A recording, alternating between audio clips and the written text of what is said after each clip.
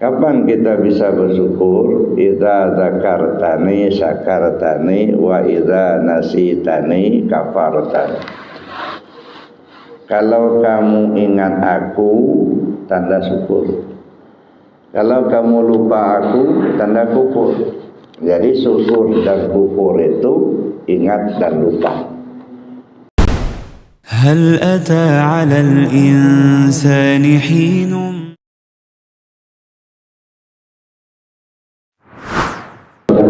Alhamdulillah alladzi ahyana ba'dama amatana wa ilaihin nusyur. Asyhadu an la ilaha illallah wahdahu la syarika lah wa asyhadu anna Muhammadan 'abduhu wa rasuluhu la nabiyya ba'dah. Allahumma shalli ala sayyidina Muhammad wa ala alihi wa ashabihi ajma'in. Qala Allah ta'ala fil Qur'anil Karim, a'udzu billahi minasy syaithanir rajim. Bismillahirrahmanirrahim. Wa lanabluwannakum bisyai'in minal khawfi wal ju'i wa nafsin minal amwali wal anfusi waz zamarati wa basyiris sabirin alladzina idza asabatuhum musibah qalu inna lillahi wa inna ilaihi raji'un. Ulaika alaihim salawatun min rabbihim wa rahmah wa ulaika humul muhtadun. Sadaqallahu alazim.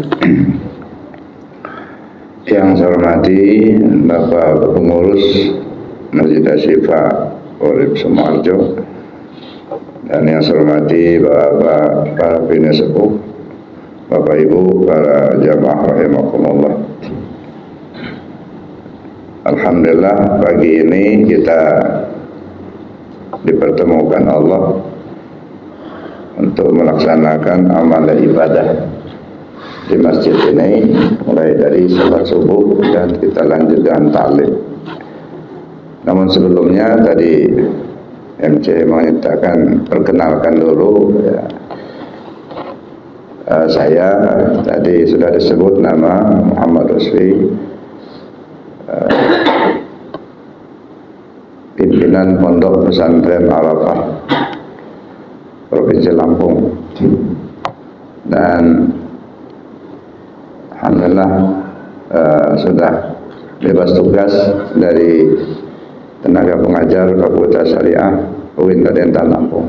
Sekarang tinggal di Pondok Pesantren Arafah Haji Mena Natar Lampung Selatan. Itu yang dapat saya sampaikan. Nanti untuk lebih jauhnya silakan datang ke pondok aja. Sebab di pondok itu ya kita laksanakan kajian-kajian. Kalau kajian untuk bapak-bapak, ibu-ibu itu setiap malam Senin itu fikih, malam Selasa tauhid, malam Rabu sama malam Kamis itu tasawufnya.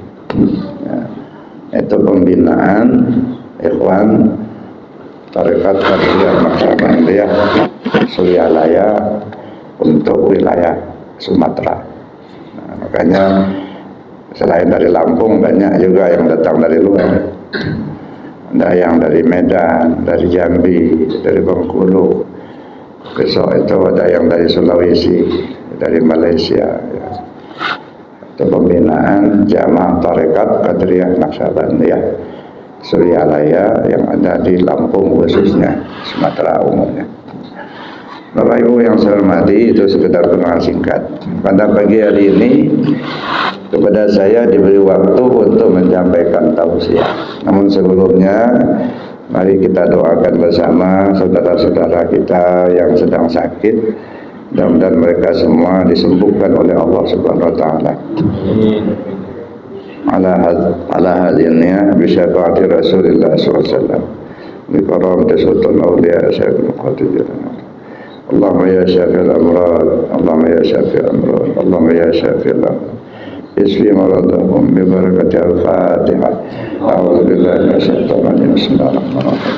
Alhamdulillahi rabbil alamin, arrahmanir rahim, maliki yaumiddin. Iyyaka na'budu wa iyyaka nasta'in. Shiratal mustaqim. Shiratal ladzina an'amta 'alaihim ghairil maghdubi 'alaihim waladdallin. Itu juga para petugas baik dokter, perawat, manapun bidang administrasi dan lainnya. Mudah-mudahan diberi Allah kemampuan untuk melayani semua pasien. Mudah-mudahan mereka semua diberi kekuatan oleh Allah Subhanahu wa taala sehingga dapat menemukan jalan terbaik hadapi pasien yang baik yang sedang sakit maupun mereka-mereka yang kena waktunya telah berpulang ke rahmatullah. Semuanya mudah-mudahan berjalan dengan lancar. Ala hadirinnya berkati al-Fatihah. A'udzubillahi minasyaitonir rajim. Bismillahirrahmanirrahim. Alhamdulillahi rabbil alamin. Iyyaka na'budu wa iyyaka nasta'in. Shiratal ladzina an'amta 'alaihim ghairil maghdubi 'alaihim waladdallin. Pada ayat yang saya baca di awal tadi, Allah menjelaskan bahwa manusia ini tetap mengalami ujian. Walana baluwannakum bisyai. Demi sesungguhnya kami akan uji kalian. Dengan apa diuji? Dengan sesuatu. Walana baluwannakum bisyai minal khauf. Antara lain ada rasa kekhawatiran. Waljub, ada kelaparan. Wa naqsim minal amwal, kekurangan harta. Wal anfus, atau yang meninggal. Wasamarat, hilangnya si buah hati, cibiran tulang. Semuanya itu adalah bentuk-bentuk ujian. Wabashiri sabirin, sampaikan kabar gembira kepada mereka yang sabar. Siapa mereka yang sabar? Alladzina idza asabathum musibah qalu inna lillahi wa inna ilaihi raji'un. Yaitu mereka-mereka yang ketika ditimpa satu ujian, satu musibah, mereka kembalikan kepada Allah. Nah, sudah tidak mungkin kita bisa sabar kalau kita tidak kembalikan kepada Allah. Ulaika alaihim salawatun min rabbihim wa rahmah wa ulaika humul muhtadun. Mereka itulah yang akan mendapat ampunan dari Allah dan mendapat petunjuknya. Jadi ini ayat Allah memberikan informasi, penjelasan, keterangan bahwa kehadiran manusia di dunia ini pasti akan mengalami ujian.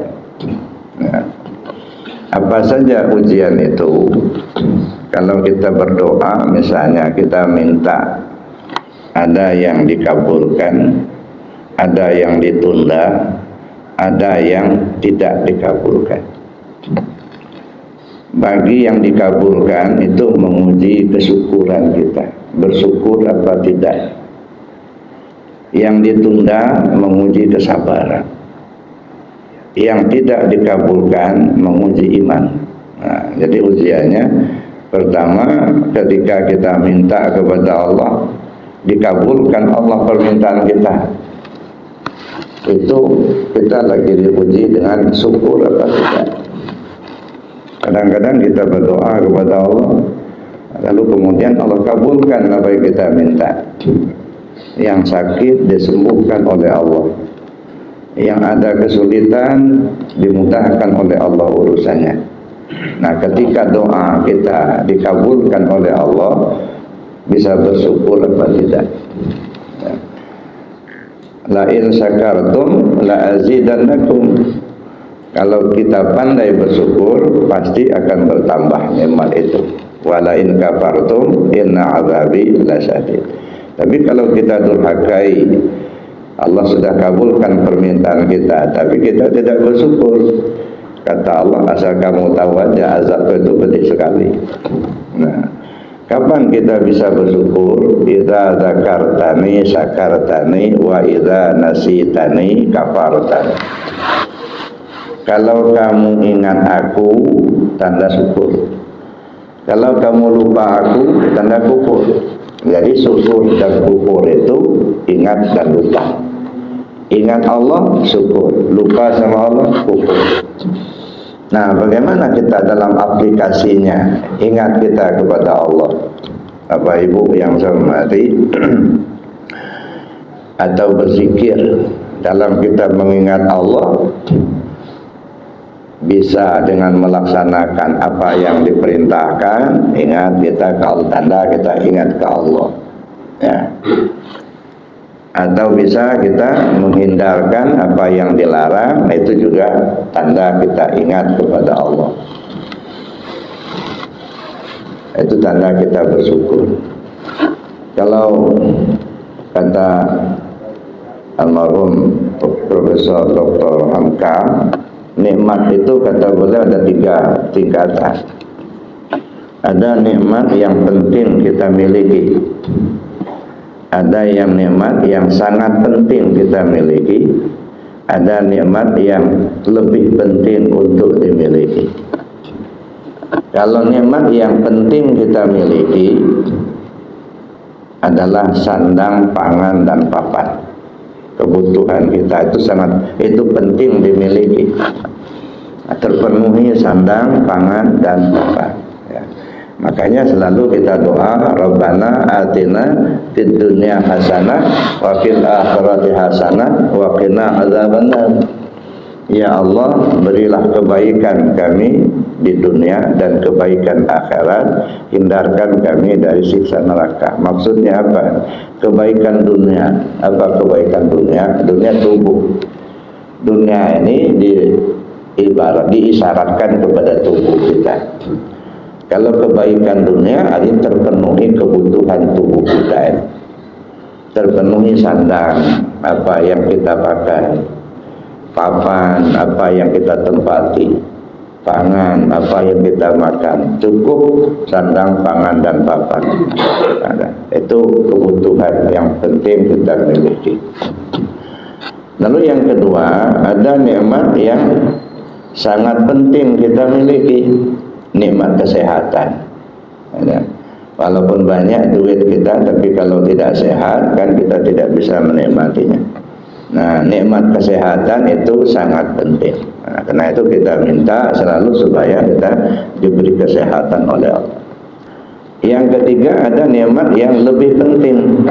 Nah, kalau yang nikmat yang pertama dan yang kedua ini sifatnya diumbar oleh Allah. Semua dikasih. Yang mau taat dikasih, yang tak taat dikasih, yang iman dikasih, yang tak iman dikasih. Kadang-kadang yang tak pernah ibadah juga itu duitnya lebih banyak dibanding yang rajin ibadah. Nah, jadi kalau ukuran duit ya. Jadi yang dua ini, sandang, pangan, papan, dan kesehatan, itu semua dikasih, diumbar ya. Tapi yang ketiga ini nikmat yang lebih penting untuk dimiliki, apa? Iman. Nah, kalau yang satu ini tidak semua dikasih, Pak. Manusia banyak di atas dunia ini, tapi tak semuanya diberi iman. Yang beriman banyak, tidak semuanya yang takwa. Yang takwa banyak, tidak semuanya yang ikhlas. Sebab ikhlas itu mesti diawali, dibarengi dengan zikir. Syekh Athaillah mengatakan dalam kitabnya Al-Hikam, al-a'mal suwarun qa'imatun wa arwahuha wujudu sirril ikhlasi biha. Seluruh amal yang kamu perbuat tidak ubahnya seperti patung. Bagaimana patung? Ya, ada mata tak melihat, ada telinga tak mendengar, ada kaki tak bisa jalan, kecuali ada ruhnya. Nah, baru bisa. Kalau ada ruh, nah barulah bisa menolong kita. Ruh daripada amal itu adalah sirra ikhlas. Apa itu rahasia ikhlas? Rahasia ikhlas itu zikir. Ada zikir, maka akan timbul ikhlas. Ada ikhlas, maka menghidupkan amal. Jadi kalau kita beramal tidak ikhlas, sama saja bikin patung. Salat tidak ikhlas, patung salat. Sedekah tidak ikhlas, patung sedekah. Haji tidak ikhlas, patung haji. Makanya kata Nabi, jangan bikin patung, tidak akan mampu menolong kita. Banyak-banyak sedekah tapi tak ikhlas, patung sedekah. Maka mesti kita niatkan dengan ikhlas. Tapi untuk mendapatkan ikhlas itu mesti pakai zikir. Tidak mungkin orang akan bisa ikhlas tanpa zikir. Nah, karena dengan zikir itu akan naik kepada tauhid. Jadi yang ikhlas itu siapa? Yang duduk di tauhid. Coba baca dalam Al-Quran, ada surat Al-Ikhlas. Tapi kata-katanya enggak satu pun ada tersebut ikhlas di situ. Namanya surat Al-Ikhlas. Qul huwallahu ahad, Allahus samad, lam yalid wa lam yulad wa lam yakul lahu kufuwan ahad. Mana ada kata-kata ikhlasnya? Ada, tapi namanya surat Al-Ikhlas. Artinya apa? Yang duduk di tauhid itu yang bisa ikhlas. Oleh karena itu Bapak Ibu yang saya hormati, maka perlu kita untuk mengamalkan zikir supaya kita bisa ikhlas dalam semua tindakan, semua amal kita. Itu satu. Jadi kalau doa kita dikabulkan Allah, itu kita diuji dengan kesyukuran kita. Bersyukur apa tidak? Kalau kita bersyukur nanti ditambah. Nah, tanda syukur itu ingat kepada Allah. Nah, ingat kepada Allah itu ya macam-macam. Ya, punya uang, ingat kita kepada Allah, dan kita gunakan kepada yang diridhai Allah. Tapi ada duit kita gunakan untuk berjudi, itu tanda nggak ingat sama Allah. Ya. Ada uang misalnya, lalu kita sedekahkan, tanda ingat kepada Allah. Nah, ketika tidak punya apa-apa, lalu kita nggak mau kita menyimpang, nggak mau korupsi, nggak mau maling. Kenapa? Karena ingat kita kepada Allah. Maka pada akhirnya kita akan menjadi ikan hidup di laut. Nah, bagaimana ikan hidup di laut? Bertahun-tahun ikan hidup di air asin, tapi tidak terkontaminasi dengan asinnya air laut. Kenapa? Karena hatinya hidup dengan zikir. Coba kalau hatinya tidak hidup dengan zikir, ya ibarat ikan tadi tidak hidup. Nah, jauh saya bertahun-tahun semalam aja udah asin ya, mulai terkontaminasi dengan asinnya air laut gitu ya. Jadi karena itu Bapak Ibu yang saya hormati, maka perlu untuk kita zikir. Nah, zikir apa yang harus kita lakukan? Zikir ini banyak Pak tingkatannya. Ada zikir yang disebut, ada zikir yang diingat, ada zikir yang dirasa, ada zikir yang dipandang. Nah, jadi zikir itu metodenya beda-beda. Ada zikir yang disebut, baca Al-Quran itu zikir, baca tasbih subhanallah zikir, kemudian istighfar juga zikir. Nah, dari sekian banyak model zikir yang disebut, ada satu kalimat yang paling agung. Afdalul zikir fa'lam annahu la ilaha illallah. Nah, ini zikir yang paling agung. Maka Nabi berpesan, ya, jaddidu imanakum, perbarui iman kalian. Nah, lalu sahabat tanya, kaifa nujaddidu imanana ya Rasulullah? Bagaimana caranya kami perbarui? La ilaha illallah. Kalian mesti banyak-banyak sebut la ilaha illallah. Nah, jadi kalau kita berzikir dengan menyebut kalimat la ilaha illallah dalam bilangan yang banyak, itu merupakan pelaksanaan dari ajaran junjungan kita Nabi besar Muhammad sallallahu alaihi wasallam. Nah, Nabi sallallahu alaihi banyak-banyak kata Rasul, banyak-banyak sebut la ilaha illallah, dan kalimat inilah yang disebut oleh Rasul sebagai miftahul jannah, kunci pembuka surga, kunci pembuka pintu surga. Allah miftahul jannah. Bahkan dalam sebuah hadis disebutkan, man qala la ilaha illallah akhiru kalami dakhala jannah. Siapa orang yang akhir kalamnya nyebut la ilaha illallah, dia masuk surga. Tapi mungkin ada orang berpikir sederhana, kalau begitu nggak usah sholat aja, ingat-ingat la ilallah kalau mau mati nanti masuk surga. Enggak seperti itu Bapak Ibu, enggak sesederhana itu ya. Maka sering saya sampaikan, ini bukan tawaran murahan, ini tawaran sulit. Saking sulitnya menghadirkan kalimat la ilaha illallah ketika orang akan meninggal, saking sulitnya. Kalau bisa hadiah surga. Nah, saking sulitnya. Nah, bagaimana supaya bisa?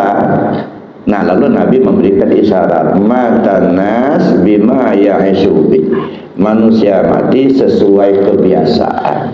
Oh, kalau begitu berarti sebelum menghadapi pintu kematian, biasakan dulu mulut ini ngomong la ilaha illallah. Nah kalau masih sehat itu jarang-jarang nyebut la ilaha illallah, khawatir Pak waktu akan meninggal enggak timbul kalimat itu. Apa enggak timbulnya dia tidak ingat, apa enggak timbulnya enggak bisa nyebut, enggak sempat nyebut, lidah mulut sudah terkunci. Nah, enggak diizinkan. Nah, oleh karena itulah maka Nabi memberi isyarat, matanas bima ya'isubi. Manusia mati sesuai kebiasaan. Ini artinya Rasulullah SAW menyuruh kita sebelum kita menghadapi pintu kematian itu banyak-banyak, sering-sering sebut la ilaha illallah. Nah, itu yang pertama. Jadi ya kita bersyukur kepada Allah itu artinya kita banyak mengingat Allah. Jadi zikir yang disebut bisa kita baca Al-Quran, bisa kita baca tasbih, bisa kita baca istighfar. Dari kalimat-kalimat yang ada itu maka sering-sering sebut la ilaha illallah, itu lebih bagus, itu kalimat teragung. Ma qultu ana wan nabiyuna min qabli la ilaha illallah. Kalimat teragung yang kusampaikan dan disampaikan oleh rasul-rasul sebelum aku, kata Nabi, itu adalah kalimat la ilaha illallah. Nah, tetapi dalam kita mengamalkan kalimat la ilaha illallah ini ada dua macam. Ada namanya zikir hasanah, ada namanya zikir darajat. Nah, kalau zikir hasanah, kita mengamalkan zikir la ilaha illallah tanpa metode, tanpa cara, tanpa silsilah. Asal dengar ceramah, lalu kita amalkan, itu sudah mendapatkan pahala. Ya, asal nyebut kalimat la ilaha illallah. Tapi untuk meningkatkan martabat kita di hadapan Allah akan sulit. Maka kita gunakan zikir darajat namanya. Nah, nyebut kalimat la ilaha illallah tapi dengan zikir darajat. Apa itu zikir darajat? Menyebut kalimat la ilaha illallah dengan metode, dengan cara. Dalam bahasa tarekatnya itu di Arab disebut tarekat. Jadi zikir la ilaha dalam ilmu tarekat.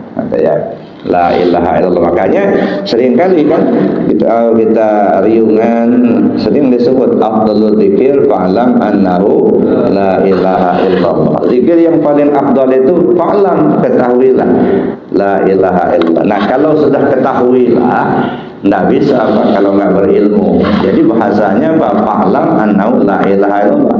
Nah, kalau kita pahami ya, zikir yang paling adalah la ilaha illallah. Tetapi untuk mendapatkan afdal dari kalimat itu, fa'lam, berilmulah kamu tentang la ilallah itu. Enggak serta-merta kita menyebut kalimat la ilallah lalu mendapatkan afdalnya. Tapi fa'lam, berilmulah. Jadi berilmu kita tentang la ilallah itu ya, dalam ilmu apa? Karena dalam syariat, di dalam agama Islam kita mengenal ada 4 bidang ilmu. Ada ilmu syariat, ada ilmu tarekat, ada ilmu hakikat, ada ilmu ma'rifat. Maka berilmulah kita tentang la ilallah itu dalam 4 bidang ilmu ini. Berilmulah tentang la ilaha illallah dalam ilmu syariat. Bagaimana dalam ilmu syariat? Tahu kita makharijal hurufnya, mana yang panjang, mana yang pendek, mana yang besar, mana yang kecil. Pahamlah kita, bisa kita baca. Itu namanya kita berilmu dalam bidang syariat. Lalu berilmulah kamu tentang la ilallah, tahu cara mengamalkannya. Bukan hanya sekedar nyebut, tetapi cara mengamalkannya seperti apa dalam ilmu tarekat, gitu ya. Ini namanya metode. Jadi tarekat itu kan cara. Cara itu maksudnya metode. Cara berzikir agar hati kita bersih dari kotoran-kotoran hati atau penyakit-penyakit hati. Nah, dalam ilmu tarekat ada silsilahnya yang sambung bersambung sampai ke Rasulullah. Ada guru tempat kita belajar. Jadi belajar dulu untuk bisa kita amalkan. Namanya mursyid, gitu ya. Jadi belajar dulu bagaimana cara mengamalkan, lalu kemudian kita menggunakan metode gimana cara mengamalkan. Maka ketika kita belajar tarekat, kita lihat yang pertama bersesuaian apa tidak dengan Al-Quran dan Sunnah amalannya itu. Satu. Yang kedua, silsilahnya tersambung apa tidak sampai ke Rasulullah. Jadi mengamalkan zikir la ilaha illallah dari mana? Dari si A ngambil dari mana? Dari si B ngambil dari mana? Dari si C terus sampai ke Rasulullah. Ini namanya amalia zikir yang bersanad. Ya, kita amalia tarekat. Ya. Jadi tidak nyebut kalimat la ilaha asal nyebut saja, tapi ada sanadnya. Itu yang kedua. Jadi ada sanad. Yang ketiga ya, diamalkan, diajarkan oleh guru mursyid. Artinya orang yang memang dia punya kapasitas untuk mengajar itu. Artinya dia mendapat izin dari gurunya untuk mengajarkan kalimat itu. Itu dalam ilmu tarekat.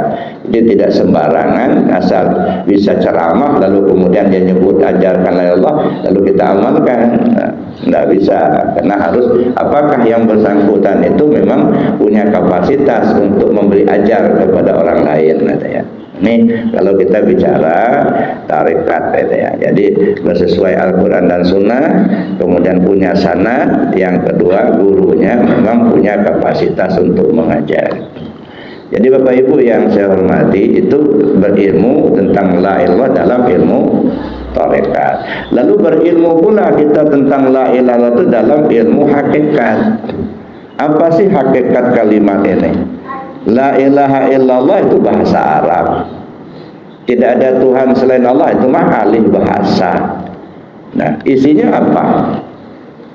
Nah, makanya sama dengan kita menyebut dua kalimat syahadat. Asyhadu an la ilaha illallah wa asyhadu anna Muhammadar Rasulullah. Itu mah bahasa Arab. Aku bersaksi tak ada Tuhan selain Allah, aku bersaksi Muhammad utusan Allah. Itu mah alih bahasa. Isinya apa? Makanya dalam memahami dua kalimat syahadat itu mesti kita lewati 5 tahapan.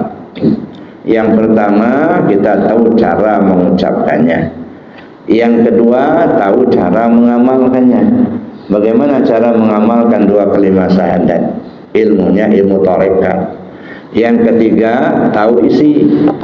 Apa sih isinya dua kalimat syahadat itu? Ilmunya ilmu tauhid. Nah, belajar tauhid kita. Nah, yang ketiga, tahu posisi. Asyhadu an la ilaha illallah syahadat tauhid, asyhadu anna Muhammad Rasulullah syahadat rasul. Kapan kita dalam posisi syahadat tauhid, kapan kita dalam posisi syahadat rasul. Ilmunya ilmu hakikat. Nah, belajar hakikat kita. Nah, yang terakhir, yang kelima, tahu pula kita cara memakainya. Ya, kalau dibaca itu mah kalimat, tulisan. Kalau diucapkan kalimat, dibaca ya tulisan. Ini enggak, ini bukan dibaca lagi, bukan diucapkan lagi, dipakai. Hidup yang akan dipakai, mati yang akan ditompang. Itulah dua kalimat syahadat. Gimana cara memakainya? Nah, kita belajar ilmunya ilmu ma'rifat, ya. Makanya perlu kita kaji lebih dalam dua kalimat syahadat itu. Aku bersaksi tak ada Tuhan selain Allah. Sudah tahu Allah belum? Ya. Kalau hanya ngomong aku bersaksi tak ada Tuhan selain Allah tapi tidak kenal Allah, gimana kita menyaksikan? Ya. Kita hanya sebut Allah nama. Yang kita sembah bukan nama, zat yang bernama Allah. Sudah tahu belum dengan zat yang bernama Allah itu? Nah, itu yang disembah, bukan nama. Nama itu sebutan. Ya, makanya Allah punya banyak nama. Ar-Rahman, Ar-Rahim, ya, Al-Quddus, Al-Malik. Itu nama-nama Allah yang kita kenal Asmaul Husna. Itu nama-nama Allah semua. Nah, tapi yang punya nama yang mana? Ya, kalau kita nggak kenal siapa yang punya nama, gimana kita menyembahnya? La yasihul ibadah illa bima'rifatil ma'bud. Tak sah ibadah tanpa mengenal siapa yang dia sembah. Nah, di sini pentingnya kita mengkaji lebih dalam. Ya. Jadi tidak cukup kita hanya hafal kalimatnya. Kalau sekedar hafal kalimatnya, burung beo juga hafal. Ya. Anak TK juga hafal. Ya. Nah, tapi jauh lebih penting lagi memahami kelanjutan itu. Setelah kita hafal kalimatnya, ya, lalu apa isinya, bagaimana kita memposisikan, gitu ya. Kemudian bagaimana cara memakainya, gitu. Bapak Ibu yang saya hormati, nah ini kita melihatnya dari segi ilmu hakikat. Nah, lalu masuk kepada tahu tentang la ilallah dalam ilmu ma'rifat. Nah, bagaimana caranya? La ilaha illallah itu kalau kita ma'rifatkan, ya menunjukkan diri kita sendiri lah. Ya, nah, maka kita perlu kaji dalam ilmu ma'rifatnya. La ilaha illallah dengan 4 suku kata. La ilaha illallah katanya. 4 suku kata. Nah, kalimat ini menghimpun sifat 20. Ya, nafsiyah, sabiah, ma'ani dan ma'nawiyah. Nah, ini kalimat menunjukkan diri kita sendiri. Jadi kalau kita sebut la ilaha illallah, berarti kita membaca diri sendiri. Mana yang la, mana yang ilaha, mana yang ilah, mana yang Allah. Itu dalam kalimat itu. Apa hubungannya dengan diri kita? Ini namanya kita memahami kalimat itu dalam sudut ilmu ma'rifat. Bapak Ibu yang saya hormati, itu yang pertama. Kita kembali kepada yang pertama tadi. Nikmat itu ada kalau diberi, kita diuji dengan kesyukuran. Bersyukur tidak. Orang bersyukur ini Bapak Ibu ya ada tiga macam ya. Ketika kita diberi Allah satu nikmat, apa bisa bersyukur apa tidak? Saya ambil contoh ya. Ada seorang pimpinan, pimpinan ini memberi penilaian kepada karyawan. Siapa yang terbaik atau siapa yang karyawan yang disebut karyawan teladan. Nah, setelah diadakan penilaian, lalu dapatlah 3 orang. 3 orang karyawan yang dinilai sebagai karyawan terbaik. Nah, ketiga-tiga ini dikasih hadiah. Nah, katakanlah hadiahnya sebuah mobil Fortuner. Masing-masing dikasih mobil Fortuner. Apakah ketiga-tiganya ini bisa bersyukur? Nah, belum tentu. Kita lihat. Yang pertama, dia senang betul mendapatkan hadiah mobil Fortuner. Karena memang sudah lama diidam-idamkan. Dah lama betul, bahkan gerasi sudah dibikin. Nah, jadi dia senang betul kalau dapat Fortuner. Jadi dia melihat ya mobil itu memenuhi keinginannya. Nah, orang seperti ini tidak bisa bersyukur. Karena yang dia lihat adalah kebutuhan dirinya sendiri. Dia tidak melihat siapa yang memberi. Yang kedua, senang betul dia dapat hadiah mobil Fortuner itu. Kenapa? Karena dengan adanya mobil itu, aktivitasnya bisa lebih lancar. Kalau pergi ke sana sini nggak kehujan kepanasan, ada ya. Mungkin usahanya lebih lancar. Ini juga tidak bisa bersyukur, Pak. Karena yang dilihatnya mobilnya. Yang pertama tidak bisa bersyukur. Kenapa? Karena yang dilihatnya kegunaannya atau kebutuhan dia. Yang kedua ini tidak bisa bersyukur karena yang dilihatnya itu adalah manfaat daripada mobil itu. Dua-duanya susah akan bersyukur. Ya. Nah, yang ketiga, dia senang betul dapat hadiah mobil Fortuner itu bukan karena kebutuhan dia, bukan pula karena manfaat daripada mobil itu. Enggak, itu yang dilihatnya. Yang dilihatnya pimpinan yang menghargai dirinya sebagai seorang karyawan. Nah, ini yang bisa bersyukur, Pak.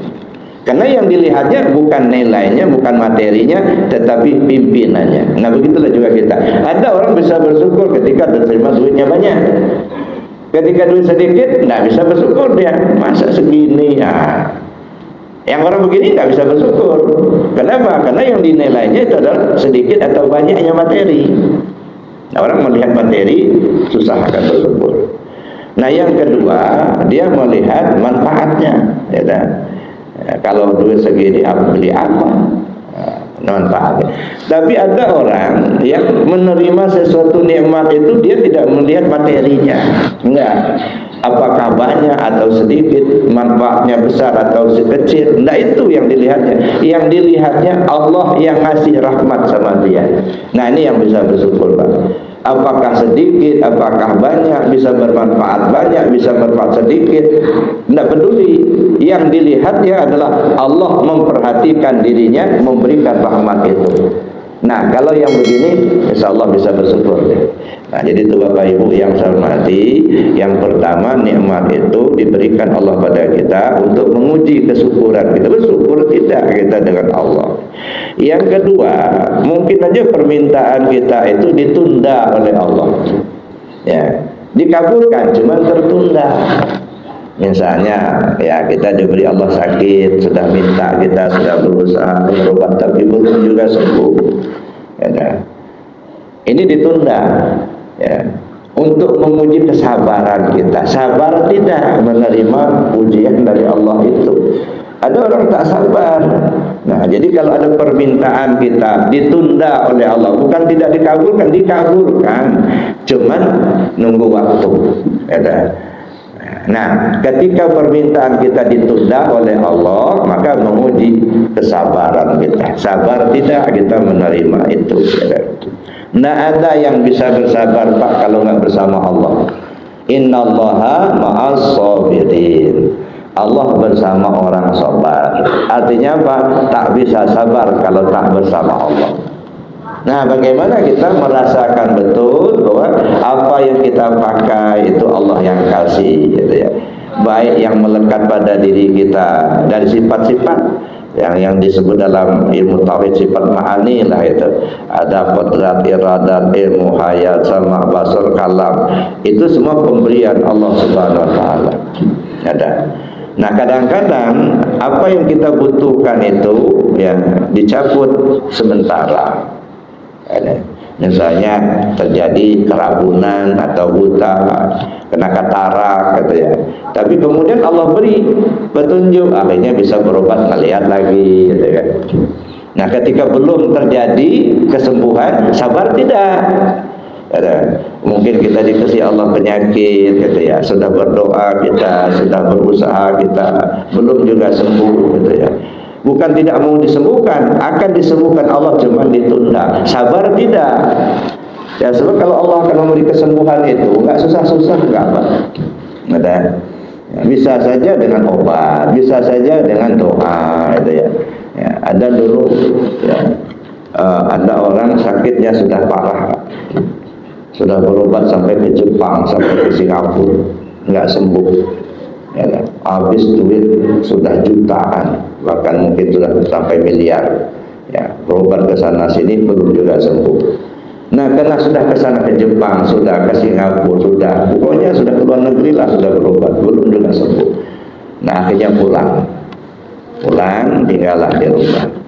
Nah, lalu kemudian ada seorang ustaz disarankan supaya banyak istighfar. Ya, bangun tengah malam, salat tahajud, minta ke Allah, banyak-banyak istighfar. Nah, oleh ustaz itu, oleh kiai itu dikasihlah air putih 1 gelas, coba dia minum. Tapi kamu banyak istighfar, diamalkan, sembuh. Masya Allah, tidak susah-susah Pak kalau Allah akan menyembuhkan itu. Ada satu cerita juga, ada seorang anak ya, anak ini ngurusin ibunya sakit, sudah beberapa tahun sakit ya. Anak ini sangat berbakti lah kepada ibunya. Kalau tengah hari dia istirahat dari kerjanya, sempatkan dia pulang nengok ibunya. Dia tidak berangkat kerja sebelum dia membereskan, dimandikan ibunya, disiapkan makanan. Ya, sudah bertahun dilakukan seperti itu. Sudah berobat ke rumah sakit, berobat kemana-mana, belum sembuh juga. Nah, pada satu ketika dia akan pulang, siang-siang dia bekerja sebagai kerja bangunan, dan dia istirahat. Nah, waktu istirahat itu dia sempatkan waktu untuk pulang. Nah, sebelum pulang dia ngisi bensin di pom bensin. Nah, pada saat dia ngisi bensin di pom bensin itu, dilihatnya ada kucing di pinggir pom bensin itu. Kucing punya anaknya 2, ada kurus bener, kayaknya kurang makan. Ya, artinya kurus. Akhirnya kasihanlah dia ngelihat kucing itu. Pergilah dia ke rumah makan, dibelinya nasi bungkus, Pak. nasi bungkus, lalu didatangi kucing, dikasihkan ke kucing tadi. Ya lahap benar kucing, memang lapar. Ya, dimakan sama si kucing tadi. Nah, dilihat, perhatikan sama dia, anaknya sama induknya makan itu. Nah, dalam dia melihat kucing makan tadi, dia berdoa, ya Allah, kalau engkau ridhoi Allah apa yang kuberikan dengan kucing ini, mohon ya Allah sembuhkan ibu saya. Ya, dengan dia memberikan nasi bungkus lalu diberikan kepada si kucing tadi. Nah, di saat kucing itu makan, dia minta diperhatikan kucing makan sambil dia minta di hatinya, ya Allah, kalau engkau ridhoi ya Allah, aku memberikan makanan kepada kucing ini, tolong ya Allah sembuhkan ibu saya. Nah, udah selesai, kucing selesai makan, pulanglah dia ke rumah. Sampai di rumah kaget, ibunya sudah mulai bangun, berdiri, duduk, sudah mandi sendiri, sudah makan sendiri. Ini salah satunya. Jadi kalau Allah akan menyembuhkan, gak ada yang sulit, Pak. Nah, jadi jangan pernah kita berputus asa minta kepada Allah. Nah, jadi kita pastikan sedekah kepada siapa saja, sedekah kepada hewan, sedekah kepada fakir miskin. Ya Allah, dengan sedekah ini mohon ya Allah sembuhkan penyakit saya, umpama begitu. Nah, jadi boleh. Jadi kalau Allah akan mengabulkan, tak ada yang sulit. Nah, jadi kalau misalnya ada permintaan kita yang tertunda, Allah menguji kesabaran kita. Itu yang kedua. Yang ketiga, sangat boleh jadi doa kita tidak dikabulkan oleh Allah. Dalam artian, apa yang kita minta tidak terjadi, tidak dikehendaki oleh Allah. Untuk apa? Menguji keimanan kita. Masih percaya tidak sama Allah, gitu. Udah diminta tapi belum dikabulkan atau tidak dikabulkan oleh Allah. Lain yang diminta, lain pula yang terjadi. Bagaimana? Iman tidak? Ya, masih percaya sama Allah atau tidak? Atau luntur imannya? Nah, jadi oleh karena itu, ketika doa kita tidak dikabulkan Allah, itu Allah lagi menguji keyakinan kita kepada Allah. Nah, mudah-mudahan Allah Subhanahu wa taala memberikan petunjuk pada kita sehingga kita mampu membaca apa yang terjadi pada diri kita, pada orang lain. Semoga kita mendapat keselamatan. Amin Allahumma amin. Bapak Ibu yang saya hormati, karena kita dibatasi waktu, saya dengar tadi ada yang tanya jawab, materi saya cukupkan demikian. Terima kasih. Sementara saya akhiri dulu. Assalamualaikum warahmatullahi wabarakatuh. Assalamualaikum warahmatullahi wabarakatuh.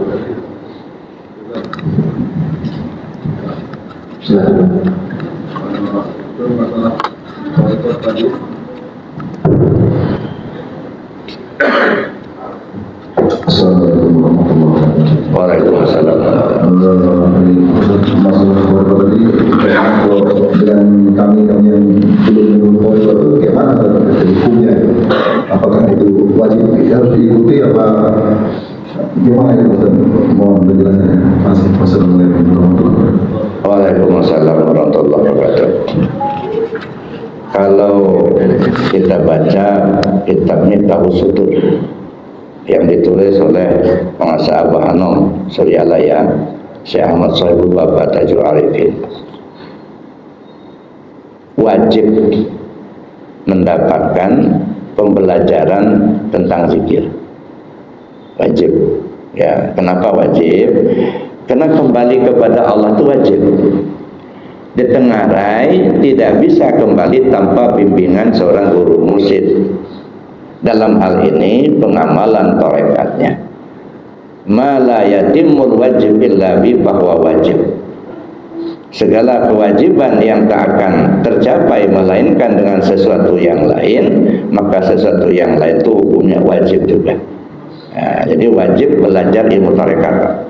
Ya, tidak tahu kita bagaimana cara ngamalkan kalau dia nggak belajar. Ya, makanya ilmu tadi ada 4 tadi. Syariat, tarekat, hakikat, ma'rifat. Syariat itu ngatur tubuh supaya tubuh kita ngerti mana yang halal, mana yang haram, mana sah, mana batal, mana wajib, mana sunnah. Itu kerja tubuh, itu syariat. Kalau tarekat ngatur hati supaya hati kita ini ingat ke Allah, supaya hati kita ini tidak iri, tidak dengki, tidak hasud.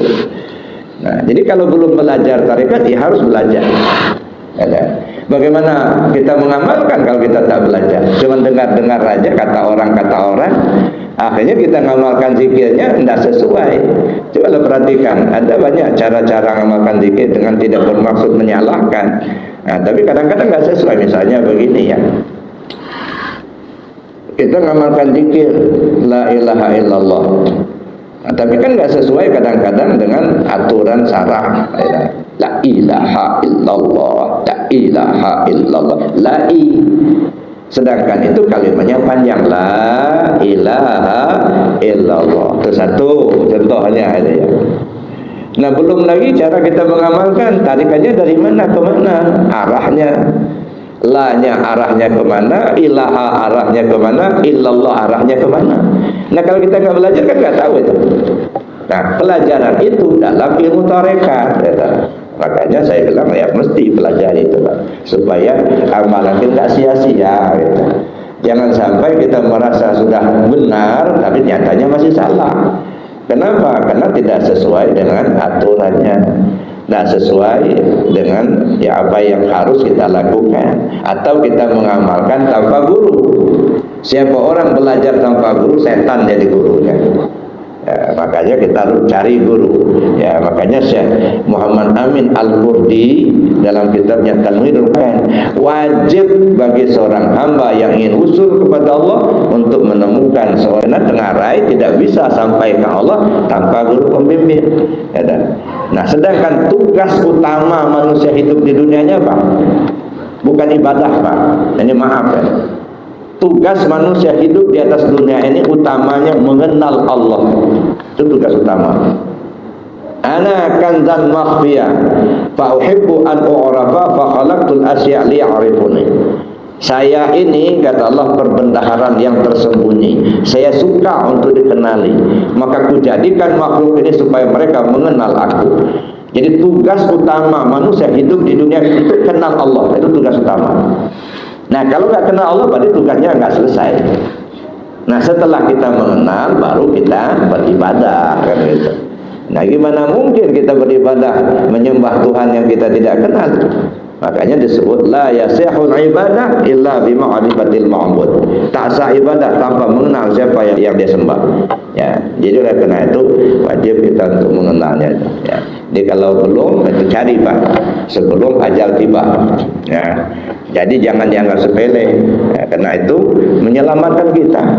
Jangan sampai kita perasaan kita sudah banyak ibadahnya, tapi karena tidak sesuai dengan aturannya akhirnya ya nggak ada yang bisa kita manfaatkan. Ya.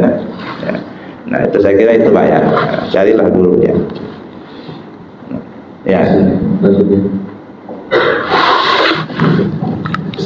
Bismillahirrahmanirrahim. Izin bertanya disambungkan dengan pertanyaan dari penanya yang sebelumnya tentang tarekat itu sendiri. Tadi dikatakan tarekat kan punya makna satu jalan atau metode untuk mengenal kita. Yang ingin aku tanyakan tentang perbedaan tarekat dengan manhaj. Saya ingin sekali tahu perbedaan dua itu apa. Tadi sempat disinggung terus tentang pengucapan la ilaha illallah dan pembahasannya, pemahamannya sesuai dengan kata-kata yang dijelaskan tadi, dari syahadat sampai dengan makrifat. Bukankah itu juga dijelaskan dalam ilmu tauhid? Apa yang menjadi pembeda di antara kedua tersebut? Dan satu hal lagi, Ustaz, yang ingin aku tanyakan tentang pemilihan tarekat. Setelah saya browsing-browsing, ternyata tarekat punya banyak sekali, ya Pak. Ada banyak sekali. Sedangkan di zaman yang sekarang ini bisa dikatakan cukup banyak fitnah.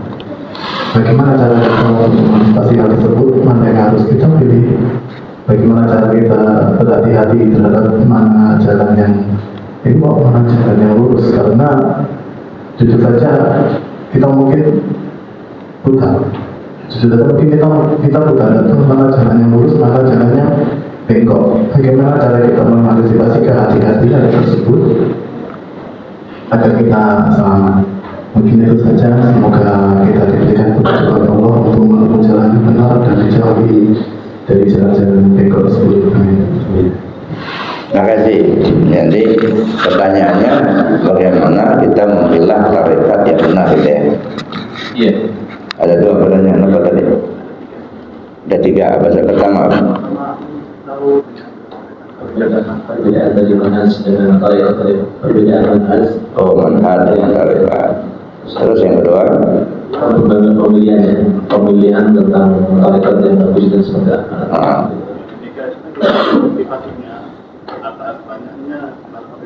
Oh ya, manhaj atau tarekat dengan tarekat itu jalan ya. Jadi tarekat itu kan sebuah metode, cara kita untuk membersihkan hati kita. Jadi belajar tarekat itu sebenarnya belajar zikir kan. Jadi intinya belajar tarekat, belajar zikir. Jadi akan tidak berarti kalau manhajnya tidak terarah kepada Allah. Nah, sudah ada manhajnya, tapi urusan mana? Manhaj kan bisa masalah syariat, bisa masalah hati, bisa masalah perasaan, artinya bisa masalah syariat, tarekat manhaj. Nah, tapi kalau tarekat fokus ke hati. Jadi belajar tarekat itu belajar zikir itu belajar memanage hati. Nah, jadi kalau orang anti tarekat, berarti anti zikir. Kalau anti zikir berarti masih senang, hatinya kotor. Jadi inti belajar tarekat itu membersihkan hati. Ya. Yauma la yanfa'u malun wala banun illa man atallah biqalbin salim. Pada saatnya nanti hartamu, anakmu, istrimu, suamimu tak bisa nolong sama sekali. Yang selamat hanyalah yang datang menghadap Allah dengan hati yang bersih, bersih dari selain Allah. Jadi belajar tarekat, belajar zikir, belajar membersihkan hati agar tidak terkotori dengan yang lain. Di hati cuma ada hanya Allah. Itu sasaran belajar tarekat ya. Jadi kalau belajar tarekat tapi tidak terarah ke situ, ya saya pikir ya perlu dipertimbangkan. Ya. Itu yang pertama. Yang kedua, bagaimana kita memilah? Nah, belajar tarekat itu ada beberapa hal yang kita perhatikan, Pak. Yang pertama, amaliyahnya mesti bersesuaian dengan Al-Quran dan Sunnah. Kalau sudah tidak bersesuaian dengan Al-Quran dan Sunnah, jangan diikuti. Walaupun itu tarekat katanya, gitu ya. Bagi dulu, maaf ini Bapak Ibu ya, berapa tahun yang lalu saya ditelepon oleh jamaah saya dari Gaya Baru. Nah, Buya katanya tolong turun dulu ke Gaya Baru. Kenapa? Saya bilang, ini jamaah kita ini banyak yang sudah nggak ngamalkan zikir lagi. Ya, karena pimpinan juga sudah tidak lagi mengamalkan zikir. Ya, jadi kami ini seperti kehilangan induk, kata dia. Ya, kenapa tidak mengamalkan zikir lagi? Saya bilang, karena sudah ada guru yang baru, mereka sudah belajar tarekat yang baru. Akhirnya datanglah saya ke Gaya Baru ini. Nah, saya kumpulkan jamaah saya di situ. Saya tanya satu persatu mereka itu. Maka cerita, saya juga ikut Buya katanya, tapi saya sudah keluar tadi ada satu orang. Ya, saya nggak mau ikut lagi. Kenapa keluar? Saya bilang, nggak sesuai dengan pikiran saya katanya. Kenapa tidak sesuai? Saya bilang. Nah, ceritalah dia. Jadi belajar tarekat katanya, maaf ini Bapak, Ibu, ya saya ceritakan ini, karena ini supaya kita berhati-hati. Saya tanya sama jamaah tadi, nah, kenapa keluar? Nggak sesuai pikiran saya. Kenapa nggak sesuai dengan pikiran Bapak? Saya bilang. Jadi ketika beramal itu di atas jam 12 malam. Amalkan zikirnya la ilaha illallah, tapi waktunya di atas jam 12 malam. Ketika mengamalkan zikir itu, kata beliau, berkeliling, melingkar. Diselang-selingi laki perempuan selang-selingi. Sambil berzikir, si perempuan memegang alat vital laki-laki sambil mengucap la ilaha illallah. Ya. Nah, ini nggak sesuai dengan pikiran saya, maka saya nggak mau ikut, saya keluar, kata dia. Nah, begini ini jangan diikuti, itu bertentangan dengan syariat, kata. Jadi apapun amalia tarekat kalau sudah bertentangan dengan Al-Quran dan Sunnah, tinggalkan. Nah, itu patokan pertama, amaliyahnya bersesuaian dengan Al-Quran dan Sunnah. Kalau sudah menyimpang Al-Quran dan Sunnah, tinggalkan. Itu satu. Yang kedua, lihat silsilahnya. silsilahnya ini tersambung tidak ke Rasulullah begitu. Jangan dia mengajarkan tarekat hasil mimpi. Ya kan?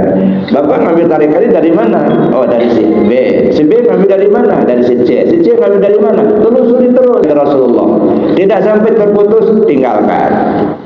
Harus telusuri dulu sanadnya, Pak. Sebab banyak betul sekarang ini mengatakan tarekat hasil mimpi. Dia mimpi begini-begini, lalu dikemas sedemikian rupa, lalu ditulis, dia diajarkan. Jangan sampai tersesat, salah kaprah. Jadi itu yang kedua, Pak, lihat sanadnya. Yang ketiga, lihat gurunya. Guru yang ngajar ini dapat ijazah tidak dari guru sebelumnya? Siapa yang mengizinkan dia untuk ngajar tarekat itu? Nah, ketika kita sudah tahu siapa gurunya itu siapa lagi gurunya ini? Nah, kira-kira gurunya itu memang betul punya ijazah untuk mengajar apa tidak? So, banyak betul, Pak. Tahu sedikit lalu ngajar, gitu. Nah, tapi dia sebenarnya tidak dapat ijazah. Jadi dalam belajar tarekat itu ada 3 macam ijazah, Pak. Ya. Pertama, ijazah pengamalan. Jadi kalau istilahnya talqin zikir itu ijazah pengamalan. Diberi izin untuk mengamalkan. Yang 2, ijazah pengajaran. Dia dapat izin untuk mengajar.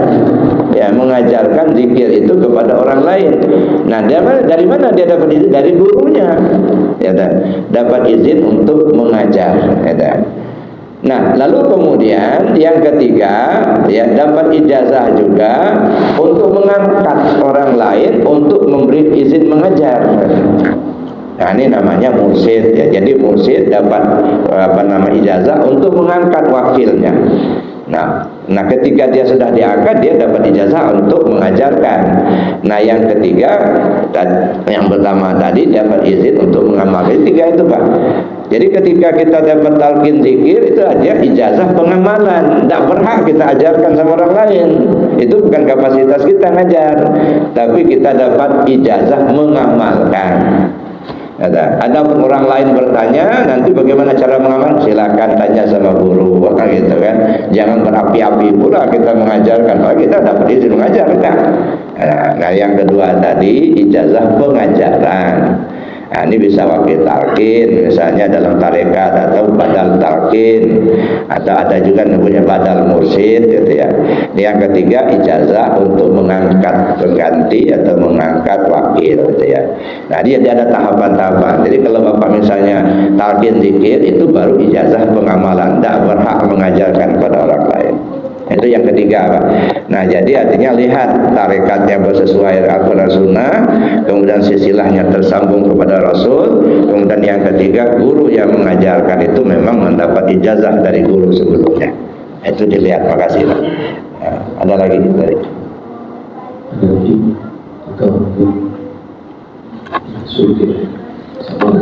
udah cukup. Cukup. Alhamdulillah. Ini sudah terjawab semua tadi, Pak, ya? Nah, supaya enggak nyimpang tadi, Mas. Terakhir terakhir. Memang tarekat itu ada 2 macam, Pak. Ada namanya tarekat mu'tabarah, ada namanya tarekat ghairu mu'tabarah. Kalau yang mu'tabarah itu yang tadi, pertama bersesuaian Al-Quran Sunnah, kemudian yang kedua, guru yang mengajarkannya itu punya ijazah dari guru sebelumnya, yang ketiga sanadnya tersambung kepada Rasul. Itu tarekat yang mu'tabarah. Ada tarekat yang ghairu mu'tabarah. Ya, artinya ceritakan tadi, ada lagi seperti kejadian di Jakarta dulu beberapa tahun yang lalu, keluar di koran, terus sekelompok orang ngamalkan tarekat, ya ngamalkan la ilaha illallah juga. Nah, cuman ketika ngamalkan kebetulan di rumah itu ada sumur tua, akhirnya telanjang bulat sambil ngeliling sumur tua itu mengucap la ilaha illallah. Nah, ini juga bertentangan dengan syariat, gitu ya. Nah, itu tidak boleh, gitu ya. Nah, jadi oleh karena itu kita harus berhati-hati, jangan sampai kita mengamalkan ya yang bertentangan dengan syariat. Pokoknya Al-Quran dan Sunnah itu patokan, ya. Baik Bapak Ibu, karena waktu yang sangat terbatas, mari kita kita tutup dengan doa dan kafarat majlis. Saya dulu, Bapak Ibu ngikutinya. Bismillahirrahmanirrahim. Allahumma audi'uka ma 'allamtani wardudhu ilayya inda hajati wala tansani ya rabbal alamin. Subhanakallahumma wa bihamdika ashhadu an la ilaha illa anta astaghfiruka wa atubu ilaik. Assalamualaikum warahmatullahi wabarakatuh. هل أتى على الإنسان حين